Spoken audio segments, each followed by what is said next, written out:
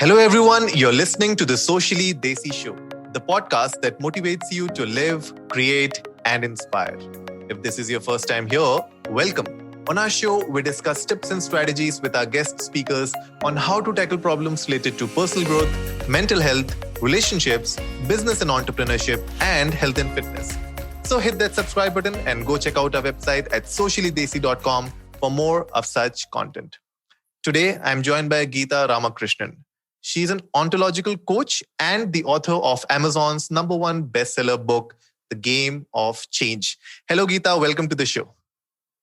Hi, Anurag. It's a pleasure to be in your show. No, the pleasure is all mine. Thank you so much for being on the show today. And so, Geeta, to our audience who are not aware about you, why don't you tell us a bit about your professional journey so far?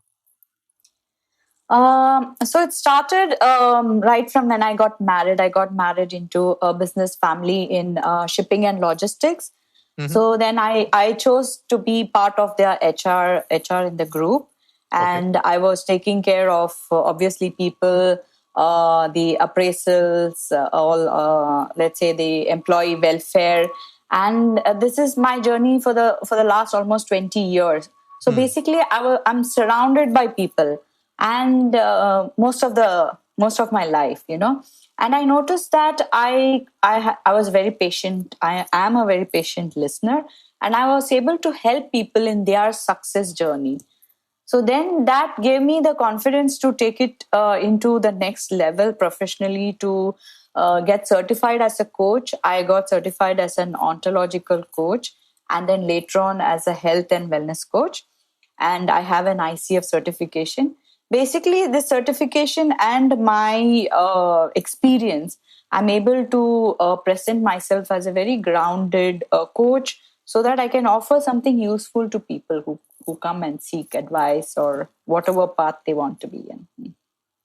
That's lovely. That's so nice. And Geeta, so tell us a bit about, being, getting into ontology and being an ontological coach. How did that happen in your life? Yeah, so actually ontological is just a big word. It seems scary, but it's a part of life coaching where I help people introspect deeper. So my life was also full of ups and downs, like as a person in career, having to look after a house, 2 kids, having a social life, and then trying to do something on my own, like trying to play piano, and there's so much juggling to do, and it didn't come easy to me. It took a lot of years. And then I thought that when I see people, the younger generation of today, struggling with the same work-life balance as I did so many years back, and I feel this is where I needed to offer myself as a coach, especially ontological coach, because it's such an introspective journey that I help people. Because we are all surrounded by stress, and stress is not going to go away, right? Yeah. So, and especially with COVID and so much of insecurity right now. So how I help is, you have stress, but how do you handle stress? Yeah. So that is my focus. And especially I resonate with women, and I help women a lot, because that's what I went through. And I don't think you need to be old and have white hair like me to then understand, this is how I could have done it, Yeah, I mean, it's not just about, your age or, how much experience you have. I think it's more to do with how deeply you understand yourself. And like you said, introspecting is something that not everybody is, consciously aware about. Because like subconsciously you can, know that, okay, these are the things that I need to work on myself, or maybe, I'm taking a lot of unwanted stress in my life. That subconscious effect is there, but I think bringing it into the main conscience is something that a lot of people struggle with. Definitely. It's that action step that is missing. People don't know what they understand, that you have to do something, but then you don't know what to do. And then your everyday life happens and you get so bogged down by it. That's what happens usually. So true, so true. And to everyone listening out there, today's main topic for which, Geeta has joined us is all about career reboot for women. And it's really important to understand in these times, especially with this whole COVID.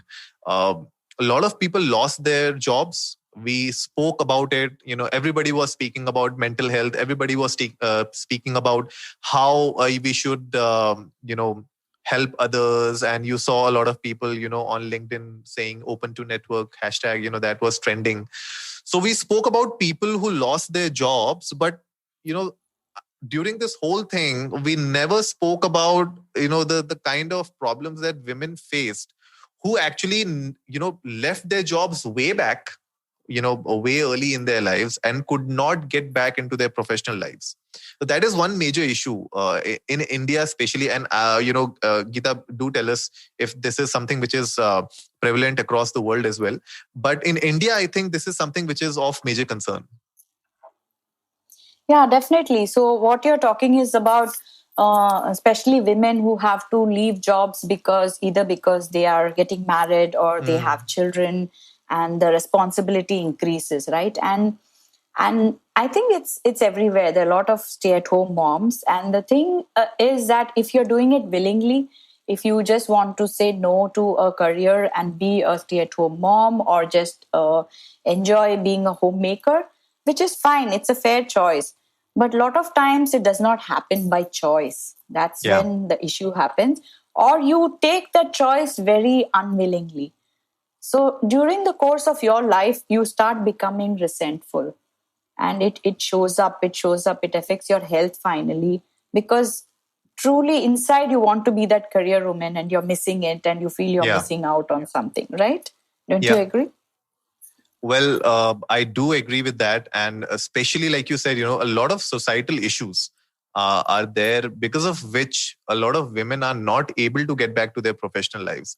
So, Geeta, why don't you give us a few examples or maybe in your own experiences that you have seen around you that these kind of societal issues, what they are and how deep they hurt the women in India?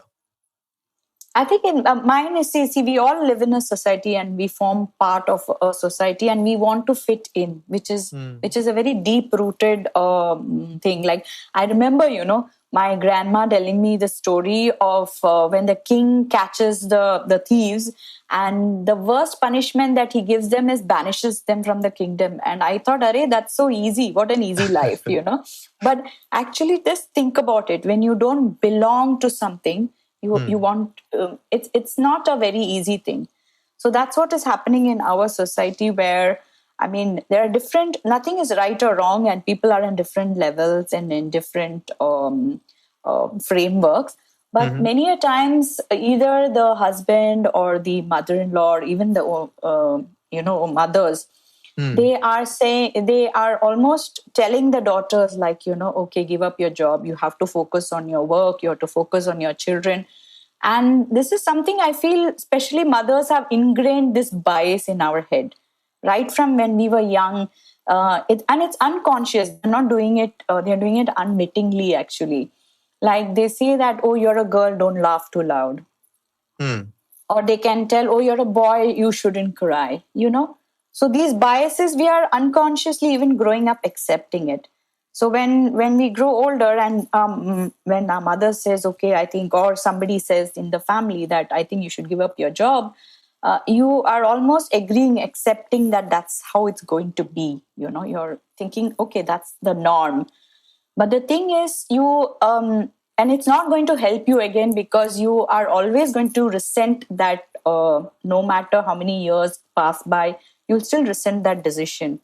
But instead, if you are willing to take a step forward, to be a little more bold, to maybe push your luck and to try if it happens, because eventually if you still say, okay, I'm not asking people to be a rebel or something, but if you still decide to go ahead and pursue your career, it might be difficult, but you have to face it, right?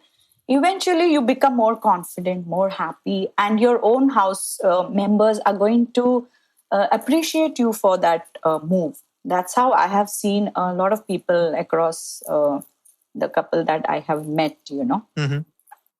And so either you are in, yeah. Do you think this conversation happens within the family, like when you gave this example of when, let's say, for example, your sasu ma says that ab to, bacha ho gaya hai, to, now stay at home. Now there हाँ. are two scenarios. Either, the lady will be like, okay, chalo, theek hai, I'll take some break and I'll raise my kid at least for a couple of years and then I'll see. Maybe that is one decision that she'll take. The other is that she'll like be a total rebel and she'll be like, no, this is something that I cannot do. So I think, I think for me, the conversation is missing somewhere. Like there's no conversation. Either it's like a decision, you do it or you don't do it. Don't. There are Yeah. two extremes. I think Yeah. like the conversation need to start. Do you think this conversation is happening at least in urban India? I think it's like I said, we are conditioned. So as women, at least some women are conditioned to either accepting it, and there's nothing wrong in taking a break and being a few years with your children, or this. It's not about right or wrong. It's about what you truly want to do. And definitely, I agree with you. The conversation is still missing. Still missing. Yeah, I think this needs to start because we always talk about the urban India versus Bharat conversation, and that always happen when it comes to let's say resources, or it can be because of education. But this is also very important when it comes to women restarting their career. And a lot of times they're not able to do it because of a lot of pressure from their family, or maybe the situation like this that we just spoke of. So how do you see this situation changing? What are the ways that we can actually bring about a change in this? So the first thing, I think the first step is to understand this unconditional or the conditioning of our mind, these biases that are unconsciously being, sucked on us. So we can be the first step as change makers, as wives, as mothers. We can take the first step, and like you said, if I'm the mother or the mother-in-law, I can have the conversation instead of just saying this or this. Yeah. So instead of blaming others, what I mean is we take, as women, we take the responsibility of what we want to do. So you can have at least an intent in mind.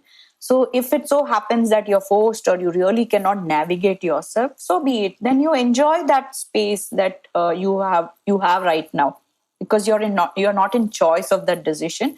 But do have a goal. What am I looking forward to? At some point you will find that opening.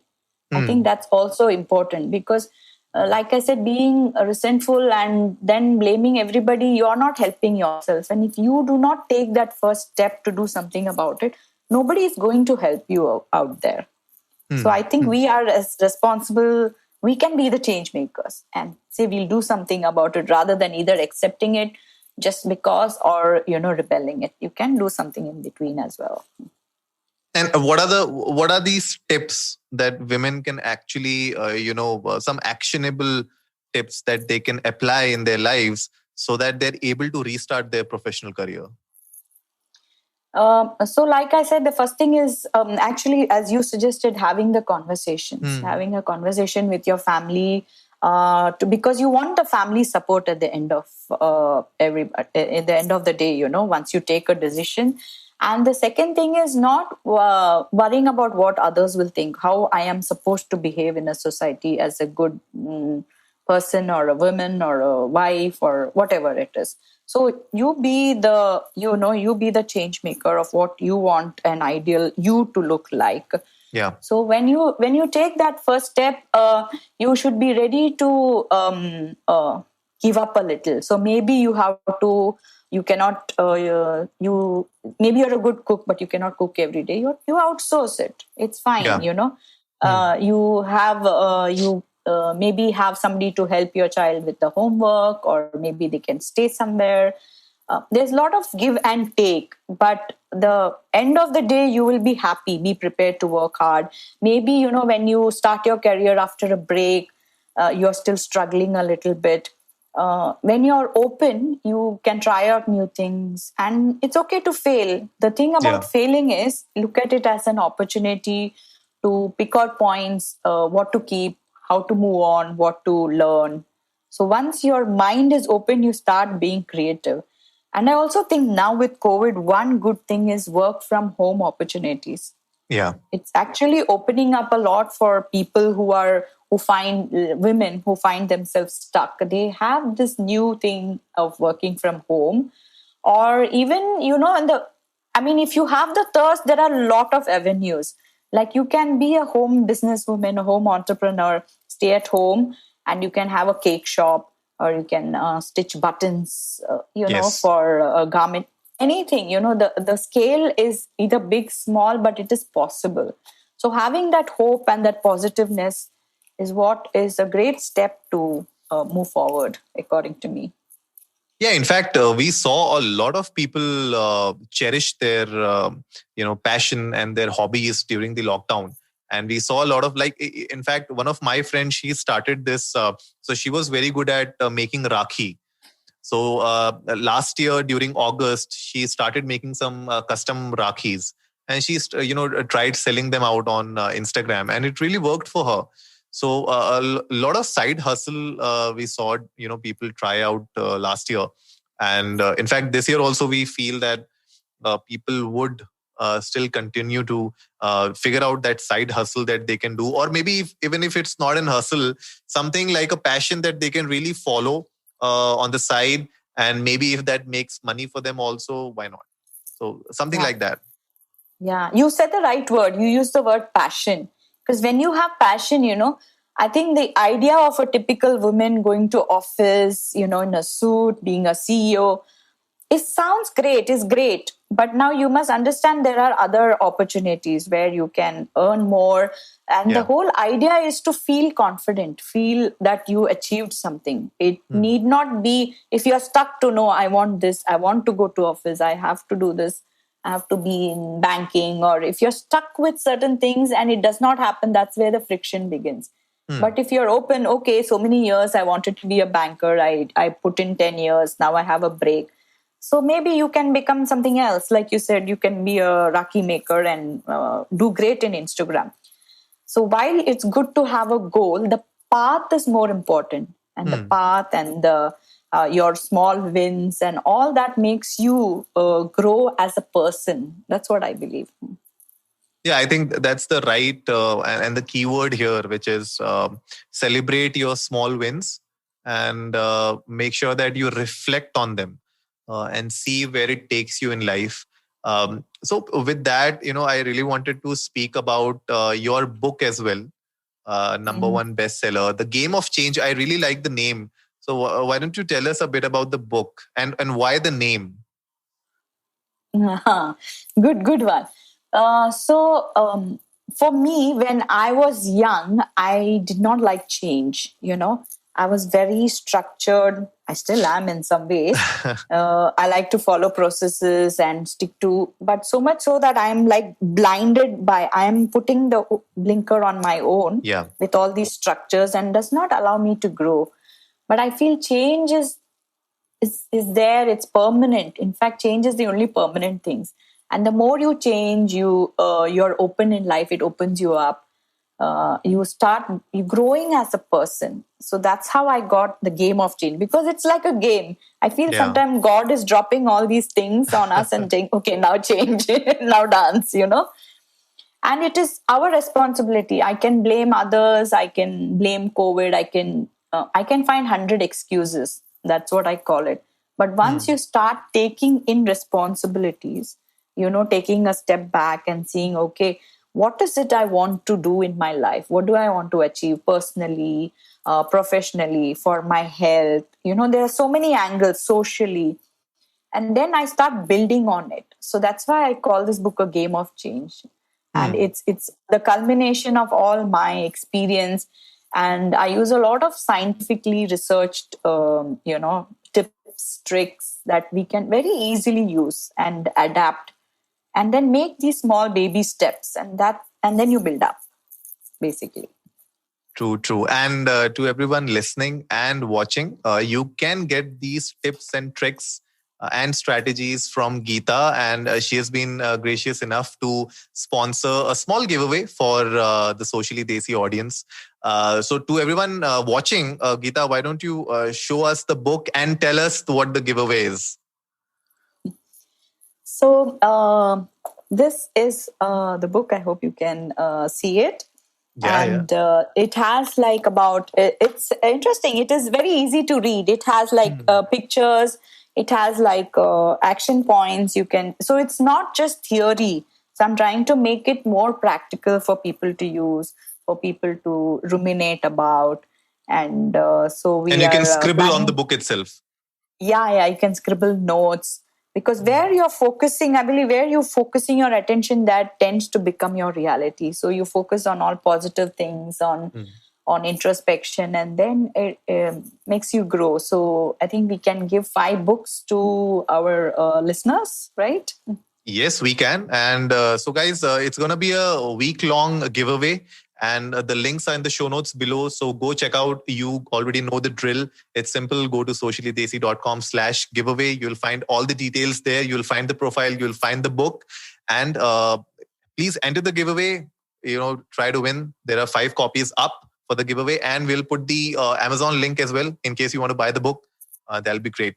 So, Geeta, before we wrap up today's episode, one last thing that I wanted to ask you is that if you could go back, let's say 15, 20 years back, what would be that one piece of advice you would like to give the younger Geeta? To just let go and let things happen and to be imperfect. And it's perfectly all right to be imperfect, because that's where the learning begins, Because when you face your fears, because most of the time what stops us from changing is the fear. The fear of what if it doesn't happen? What if others will laugh? There's so many what ifs. But once you imagine that you're the only person in the universe and you want to try new things, you fail, like I said, it's fine. So that's something that, that is something that part of my learning that I always try and pass on to people who listen to me and hear me. That's a lovely advice. And I'm sure to our listeners and our viewers, it'll be of great help, and people would actually gain a lot of good insights from this episode. And guys, again, don't forget to apply for the giveaway. It's a simple 1-click giveaway. So do that. And with that, thank you so much, Geeta, for being on the show today. You have been a lovely guest, and I really loved interacting with you today. Oh, same here. I liked chatting, and it's a great, what you're bringing out is so good boost for women who hear it and who are feeling low, that there is no age to change. You want to join your career after a 10-year, even 20-year break, it's possible. It's all in your mind. So true, so true. So all the women out there, don't worry. Take the right steps. And I think the idea is to take the step, like take the first step, and then everything else will follow. So Thank you so much, Geeta. Thank you so much. Thank you. It's been an absolute pleasure. So that wraps it up for today, folks. If you liked the episode, give it a big thumbs up, share it with your friends, and let's go viral. Remember, our weekly podcast features episodes on personal growth, mental health, relationships, business and entrepreneurship, and health and fitness. We would love to have Geeta on our show again in the future to talk more about her wonderful work with the women across the globe. So if you haven't yet done so, hit that subscribe button and go check out our website at sociallydesi.com. And as always, before I sign off, remember, life is black and white and everything in between.